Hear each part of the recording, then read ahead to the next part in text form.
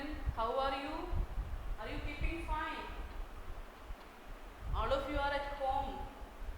Why sitting at home? It's the lockdown period. Who declared lockdown? Yes, it's the central government. Why central government declared lockdown? Because of the spread of a pandemic, corona or COVID-19 virus that spread all over the world, not only in our country, everywhere. Now it's a problem, or it turns as a threat to the existence of humanity.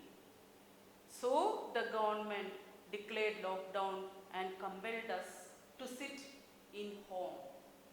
However, the government compelled us. Why? It's for or against us. It's for the welfare, or it's for the protection, for keeping good health to us. But sometimes the government may make laws which will not aim the welfare of people. But it is not a thing happened nowadays, but very early days of our history, that is at the time of British or colonial period, the British government made such laws which are called as arbitrary.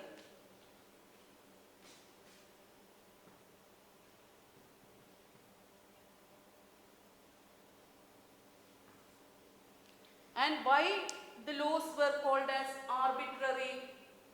Only because they are made without any consideration or without participation of the people or general public. So, a citizen have no role in making laws which are aimed to follow by him. Then sometimes it will be difficult for him to follow.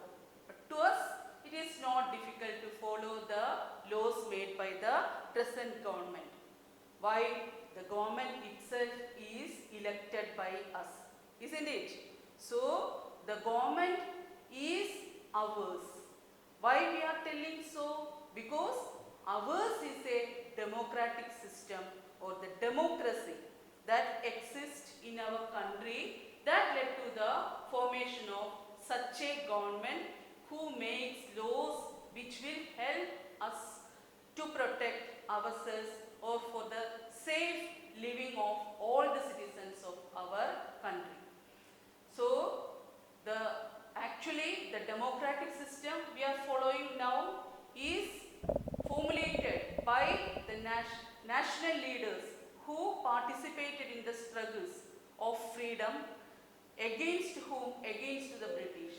Their struggles help us to gain freedom by the year 1947, and after that, once we form our constitution, we accepted the democracy as the basic principle, and in order to follow that democracy, we are forming our own government, as well as the government is a part of the parliament. And here I am showing you a big building, magnificent building, and this is the Parliament House. Is this your house? Is it my house? You cannot answer no. Why no? We can answer it as yes. Why yes? Because the Parliament is the body or the institution which meant to make laws for us, and that get formed by us only, the citizens of the country. And it, after the formation of Parliament, it is a major institution which functions many roles. And what are the important roles functioning by the Parliament? That we have to study in the chapter called as Why do we need a chapter of your social and political life. And in that we can learn in detail about the need of parliament. As I told you earlier, before 1947, India was under the colonial rule and the British never gave Indians participation in decision making, as well as they never follow the principle of equality, which are very essential for the existence of a democratic country. That's why we struggle against the British rule and gained our freedom by 1947. And after the independence, the nationalists, they demanded they tried to establish a democratic system. In democracy, we can see the government is elected by the people, for the people and of the people, and for that there are two basic elements for the democracy, and that you already learned in 6th class. Can you recall? What are they? Yes, I had given it here. See, equality and participation in decision making. These are the two basic elements of democracy. Equality we are following in our system by ensuring the universal adult franchise. What is meant by universal adult franchise? That is, all citizens who are adults, that means who completed 18 years of age, have the right to vote without any further consideration of their caste, color, sex, region, religion or language. All adults have the right to vote. And similarly, the participation in decision making that we ensures or it enacted in our democracy through the representative system. What is meant by representative system? That is, the people are not directly participating in decision making, but how they can participate in decision making? Through their representatives.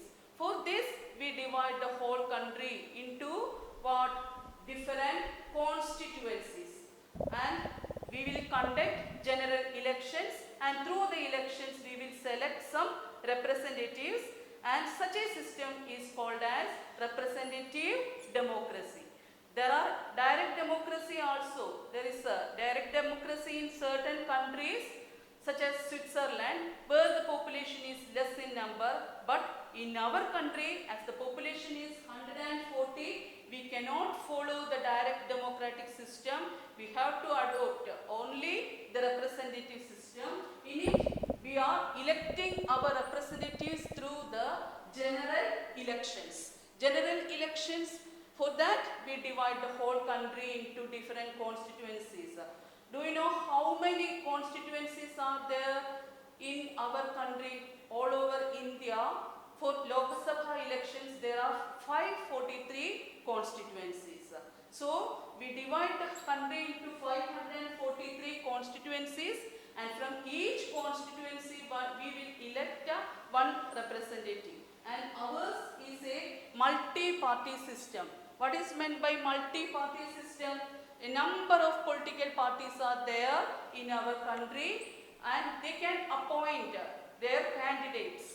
They can, in order to contest in elections, they can appoint their candidates, and they will compete each other to gain majority of votes. And which candidate or the candidate of which political party gains majority of votes, that candidate will be selected or elected as the representative of that constituency. And the constituency of our country are determining based on two things, that is the population as well as area. Sometimes some states having a small area may have a large number of constituencies. For example, Kerala itself is a small state, but 20 Lok Sabha constituencies are there. Why? Because Kerala have a large population. Similarly, the UP is the highest area or the state having highest Lok Sabha constituencies is UP. At the same time, Rajasthan, which is the largest state, have only 25 constituencies. So like this, number of constituencies are depending upon the population, or the person who get elected is representing the population of that area. So like this, different persons may get elected through the process of election, and the election process is also very complicated. Number of government officials or executives are working for many days for the smooth conduct of election. We like government officials. For example, here you can see a photograph of mine itself, that is came in one of the newspapers of our area, local newspapers of Kerala. That is at the time of 2016 election, myself as working as doing the duty of an election official.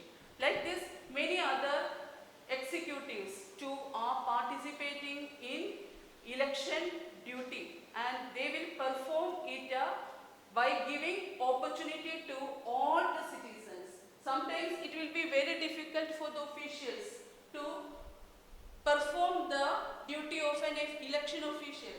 In this picture, it is given in your textbook. You can see many officials are traveling on the back of an elephant. Why they are traveling on the back of an elephant? They are very struggling to get over the elephant.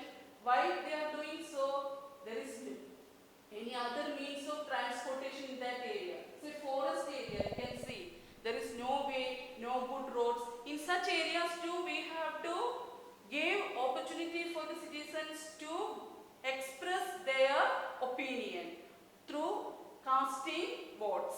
So all the citizens have to participate in the election process by casting their votes or by using their right to vote. Then only the participation in decision making can achieve, and then only the democracy can become a successful one. Otherwise, many of them have no opportunity to vote, like the time of British period. Then the democracy will turn meaningless. So with much difficulty we conduct the election process, and we select in order to form the union government, we are electing representatives to Lok Sabha. At the same time, the parliament means not only the Lok Sabha is the part of parliament, along with Lok Sabha, Rajya Sabha and President of India are the parts of a parliament. And regarding the formation of Rajya Sabha, we will discuss it in later. However, we can say it is the upper house having 250 members, and Vice President is the chairperson of Rajya Sabha, whereas Lok Sabha is the lower house with maximum 545 members, out of which 543 are elected and 2 are nominated earlier from the Parsi as well as the Anglo-Indian community. But the recent amendments of our constitution, 104th amendment of the constitution, stopped or abolished the nomination of this Anglo-Indian community.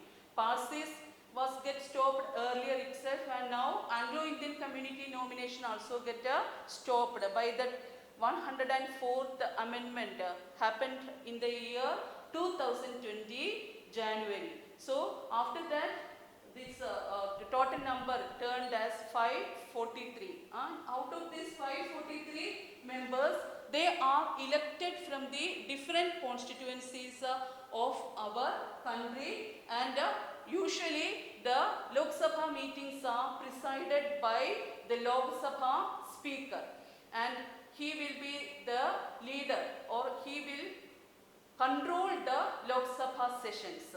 So he is taken as the leader, and after getting elected, the parliament has very important functions to perform, and 3 of them are taken as very important functions. They are to select the national government, to control, guide and inform the government and law making. How they will perform these functions that we will see in detail. First of all, to select the national government. Here I told you earlier itself, India is a country having number of political parties, or there is multi-party system. And out of this multi-party system,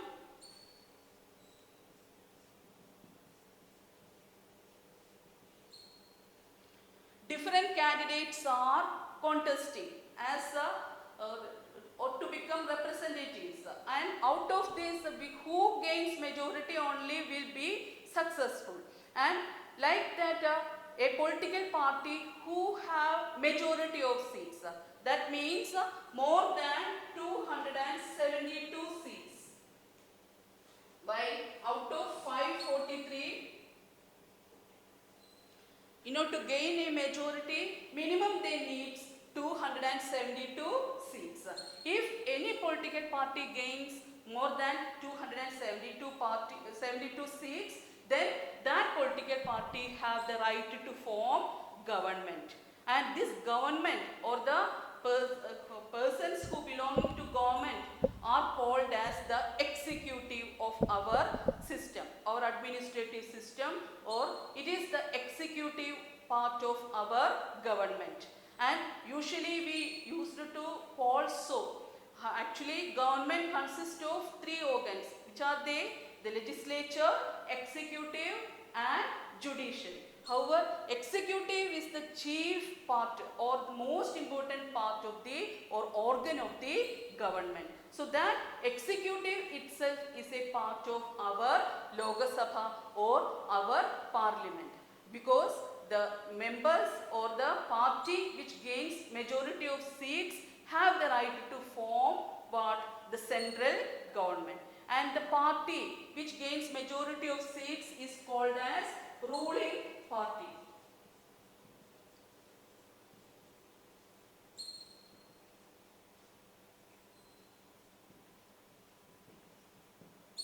So, which party gains majority of seats is the ruling party, and the party which gains next majority, it will be called as the opposition. Not only that party, all party together will form the opposition, but the leader of the party which gains next majority is called as the opposition leader. And the party which gains majority of seats, its leader will be elected as a prime minister. And he will select members from his own political party as the ministers of different departments. So he or she usually select members from his own political party, and if sometimes, and in recent past we can see, sometimes the political party, no political party can gain majority simply. That is, a single party never gains more than 272 seats. In such situations, we will form coalition governments. And what is meant by this coalition government? That is, with the support of some other party, a party will form government, then it is called as coalition government. That is, two or more parties together form a government, then it is called as coalition. So, whatever it is, coalition or the single party government, the all other parties together will form the opposition, and the party which gains the next majority is called as the opposition, or its leader is called as the opposition leader. And regarding the function of the parliament, we can see different elections may give opportunity to different political parties. Here, this is the result of 1984 election. In this you can see out of these national parties, the Indian National Congress that gained 404 seats, and all others are much less. And so who can form the government? The Indian National Congress can form the government. Its leader became the Prime Minister. At that time, it was Mrs. Indira Gandhi, and like that, again we can see here two types of parties, two small side headings you can see, national parties and state parties. What is the difference between national party and state party? This national party means that political parties which are existing in different states of our country, whereas the state parties are those parties which exist only in certain states. They are limited only in certain states, whereas the national parties are existing or working in different states of our country. So, out of these parties, which party gains majority, its leader will usually become the Prime Minister. Then you can see in the latest election that happened in the year 2019, which party gains majority of seats? BJP with 324 seats, a good majority gained by them, and it made them to form the central government or union government. And who is the leader of the present government? Yes, Shri Narendra Modi. So like that, the other parties, this is the opposition part. The other parties altogether gained 20 seats, then SP and BSP together gained 26 seats, and Indian National Congress gained 105 seats. Then who will turn as the opposition leader? Who is the present opposition leader? Yes, Congress leader Rahul Gandhi. So like this, we can see which party gains majority, they will form the government and others will turn as opposition. But all these together will perform they are important because they are representing the population of our country, and those who are elected or selected as the ministers, they will work in different ministries. Here you can see the two blocks or two parts of the Parliament House. One is called as South Block and the other is called as North Block. In the South Block, there is the office of Prime Minister as well as Defence Minister and the External Affairs Minister. This is the North Block, and in it the Finance Ministry as well as the Home Affairs Ministry are working. So like this, all these together, all the buildings together we call as a secretariat of the Parliament. So like this, all important officials are working there, or they are the part of the Parliament. Further we can see the upper house of Parliament is called as Rajya Sabha. And why it is called as States House? Because the representatives we are electing to or elected to the state legislative assemblies, they have the right to cast votes to elect members of the Rajya Sabha. That's why it's a representation of the state, or the people or the citizens are not directly participating in electing members to the Rajya Sabha. So as it is a state elected body, it is called as States House, and there are total maximum 250 members can be there in Rajya Sabha. Out of this, 238 members can be elected, and 12 are nominated by the President from various fields of our life, like literature, art, science, then cinema, sports, etc. For example, Sachin Tendulkar, the famous cricket player, is a member of Rajya Sabha. And like that, many film actors such as Jaya Bachchan, etc. are the members of this Rajya Sabha. And it is the upper house of Parliament, and it too is very important because all the bills can pass only with the consent of Rajya Sabha too. And finally, the bills to be passed by the President's signature. So all the elements of Parliament are very important. Lok Sabha, Rajya Sabha and the President together we will call as Parliament, and it is very important as the laws are made by the Parliament. All these elements together, the Rajya Sabha, Lok Sabha as well as President together will make laws for the citizens of the country, and it is the law making body of our country. And further we can go to the second important role of Parliament, that is to control, guide and inform the government. This is mainly happening through the sessions of the parliament. The sessions, mostly the sessions begin with the question hour. In that we can see the members can ask questions and the concerned ministers can clarify their doubts, or they can also say the opinion regarding the working of the government, and the government can get alerted regarding their shortcomings or further modifications necessary in their working. All these things will happen through the parliamentary sessions. In that, all members, especially the opposition, for the opposition it is very crucial to ask questions for the ruling or against the administration. That means the ministers, different ministers concerned with different departments. Through the questions, they can ask clarifications for their doubts, and similarly they can inform the needs of their constituencies. They can represent the people of their constituencies, the problems of their constituencies, etc. All these take place in the parliament during the question hour or during the sessions. And this is another important function. Thus, it controls the government, or it informs the government, as well as it guides the government. So, that is another important function of the parliament, and how it will take place in parliament, that we can see or understand by watching a small video now.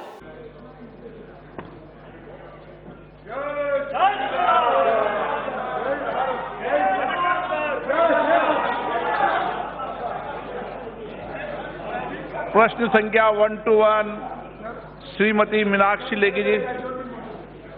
प्रश्नकाल के बाद विचार करेंगे।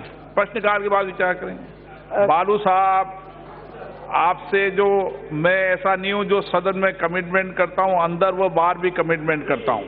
मैं ऐसा commitment बदलता नहीं हूं। आपसे अंदर जो कमिटमेंट किया, बाहर भी वही। कुछ लोग अंदर कमिटमेंट क्या करते हैं, बाहर वो करते हैं।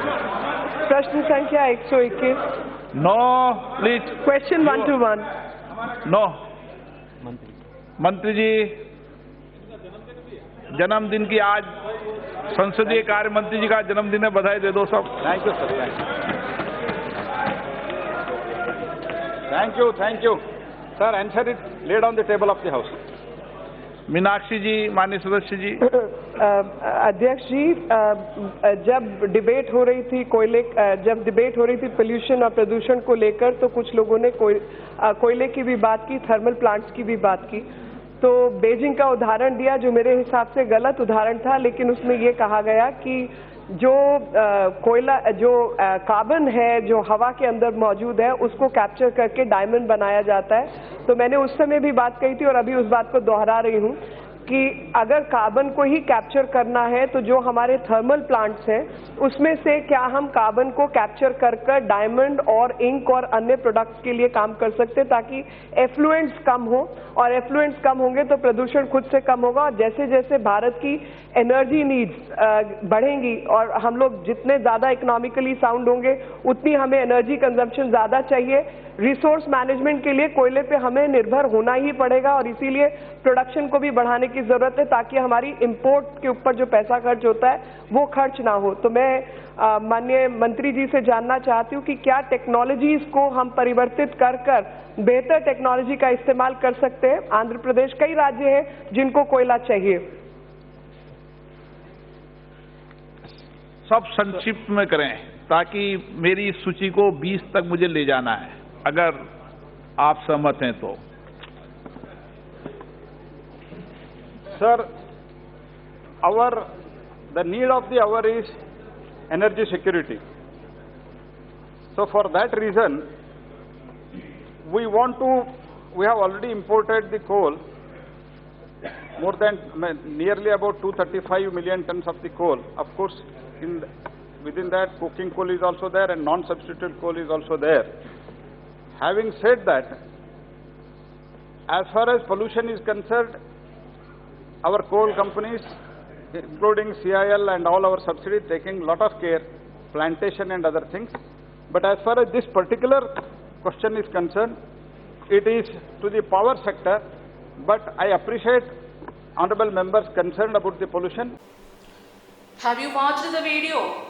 Did you understood how the parliament works. So through the questions, it's very important. The question hour is very important. Mostly the speaker gives permission for the members, prior permission to be taken, and thus according to the order he will give permission to the members, different members to ask questions, and there will be time to clarify. The concerned ministers can clarify. Like this, there is the control as well as there is the guidance and there is the information that will be provided by whom? By the members, different members. Both the ruling party as well as the opposition have a very important role during this time or during the sessions of the parliament. Thus, it is an important and very important function of the parliament. And further we can move to the third important function of the parliament, that is law making. And regarding law making, you have to learn in detail in the coming chapter how the laws get passed by, how first of all it will be introduced in the form of bills, then it will be voted by the members in both houses, that is first in Lok Sabha, sometimes first in Rajya Sabha, and then it will go to the other house, and after that it will go to the president's final signature. Then only, once the president put the final signature, then only it will turn as a law. That you have to learn in detail in the coming chapter. Then further, I have to tell you that all these are the important functions of parliament, as well as parliament is the important body, and what we want to conserve by using the system of parliament, that is the democratic system. And even if we are following the parliamentary system, we are following the democratic system, the people who are represented in the parliament, is it a true representation of our people? That we can examine by looking to the voters turnout at the time of different elections. Here you can see in the first Lok Sabha election of 51-52, only 44.87% of citizens, they voted at the same, or they used the right to vote. Then in the fourth election of 1967, 61.04% only, and like that we can see variations by reaching to the last election or 17th Lok Sabha election, it reached to 67.40. It's a record of voters turnout in our country. Still, you see, only 67.40% used their right to vote. The remaining 33%, around 33%, were not ready to use their right to vote, or they are away from the participation in decision making process. Then can we tell this as a true democracy or true representative democracy? Similarly, if you go to the people who are present in the parliament, we can see there is a number of constituencies reserved for scheduled caste and scheduled tribe people, but still the number is very less. Latest Lok Sabha elections, after that too, only 15 as well as 8%, that much only is the representation of communities or those who are belonging to the scheduled tribe and scheduled caste. Like that, the major part of our population or half of the population is the women, and if you look the total number of women candidates or women members in Lok Sabha, then too we can see a very low percentage of 14 or 78%, 78 members only out of 543, 78 only are the women's participation in Lok Sabha.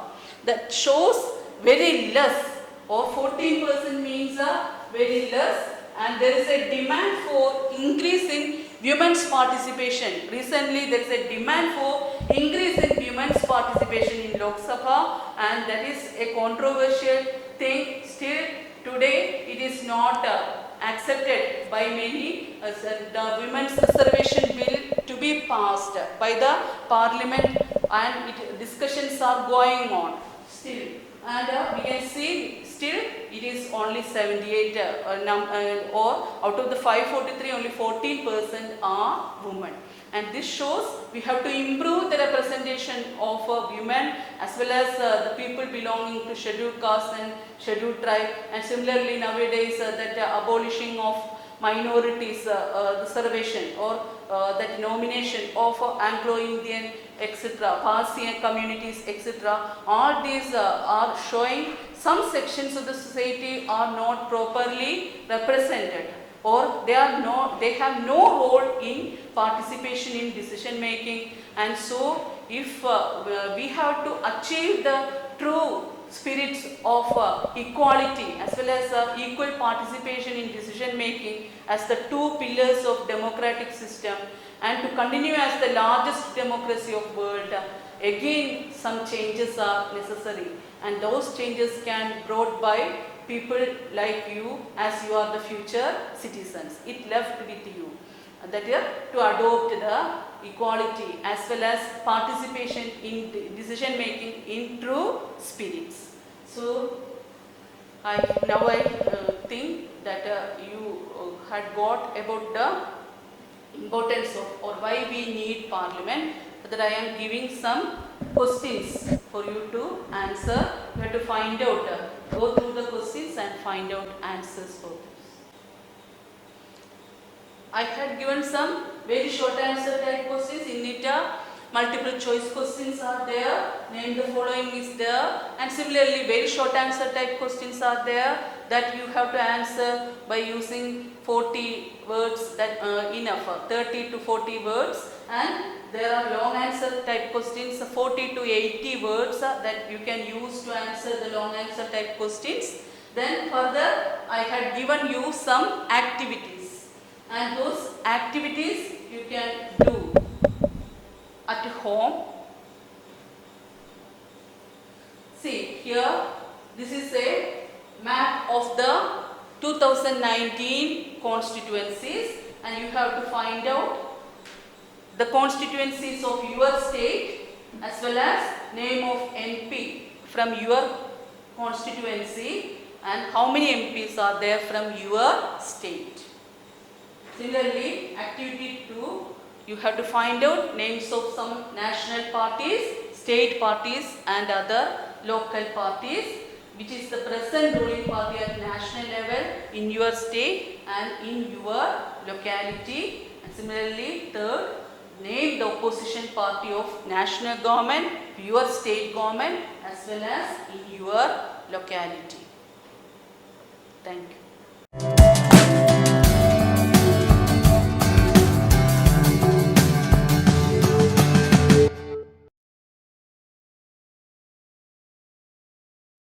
After a prolonged struggle for independence, India finally became independent on the 15th of August 1947. And ever since then, we have had a democratic government. But even before the colonial era, the people of India were somehow always on the suppressed side of their rulers. You see, we've always had monarchies. The lives of the subjects always depended upon the ruler. Depending upon the nature of the ruler, he was either considerate towards the welfare of his people or not. And that made a lot of difference. After that, the people also had to endure the British rule for almost over a century. And the battle towards freedom from this autocratic power was a long and difficult struggle. A struggle which saw the participation of many sections of our society coming together. The reason why people from various backgrounds joined the struggle was because they were inspired by the ideas of freedom and equality. And they were also inspired by the thought that in the independent India, their opinion will matter in the form of votes, especially where the important decisions regarding the nation were concerned. But in the colonial era, that wasn't the case. In fact, the British never considered the welfare of the Indian people on whom they were ruling, to such an extent that they just made laws that would only benefit them. As we know, under the British rule, the law was made just to benefit the British Crown. So there were many rules that the people had to follow that were absolutely unfair and that trespassed many of their rights. But sadly, the Indian people had to live under such an oppressive colonial rule for a very long time. Also, there was a fear that going against the British government might put them in danger. But then all of this was changed when the freedom movement began. The nationalists began to openly criticize the British government. They had also started making a lot of demands from the British government. In the year 1885, the Indian National Congress said that they wanted elected members to be there in the legislature so that they had the right to discuss the budget and ask questions. Now, in response to all these demands, the Government of India Act 1909 was passed, and this act brought about a limited increase of Indians in the governance of British India. It allowed for some Indian elected representation. Notice on how the word some is used to describe this form. It tells us something, that is, even though the act was made in response to the growing Indian reformist demands, it was just made to quieten the voices of the rebellion. But it was a step forward, no doubt. But the Indians still had a long way to go before they could get the kind of government that was able to understand their needs. Now, one thing is clear from all of this.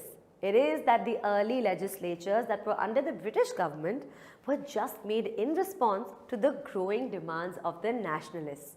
But there were many conditions to this reform. Like, all adults couldn't vote, and also the people could not participate in the decision-making processes. All of these things gave the nationalists who were fighting for our freedom a vision of how things should be after India gained its independence. They avowed that all people in independent India would be able to participate in the decision-making processes of their government. And after independence, they were going to be the citizens of a free country. And once they were free, they were determined to have a government that would be fair, unbiased, as well as efficient. That's why effort was made to create a system that would be foolproof, ensuring just that.